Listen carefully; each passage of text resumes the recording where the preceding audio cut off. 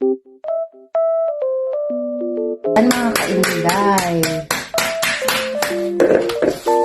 Nagpupukpok. Yan. Pang Ramadan ito mga kainday. Ang pangalan nito cutlass. Para ito sa tatay ko. Ayan. Pupukin lang po yan ng manipis na manipis sa panipisin. Ganyan. Yan po. Ayan.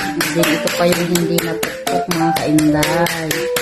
Ayan, lalagyan po yan na pag niluto, itlog at saka arena, mga kainday. Tapos mamaya, lalagyan ng nanay ko ng mga anik-anik. O, tingnan nyo mga kainday, ganyan lang siya. Ayan. Mga kainday, ito na yung cutlass. Cutlass, ang tawag dito, ito na yung minarinate natin ito ng 2 araw, mga kainday. Ang hinalo dito ay bawang at luya, black pepper, tapos yung asin, yung kamon, ayan mga kainday. Tapos ngayon ay iriripak ko na siya. Bali, 3 piraso ang ilalagay ko sa plastic. Ito po yung gagamitin ko mga kainday. Ayan.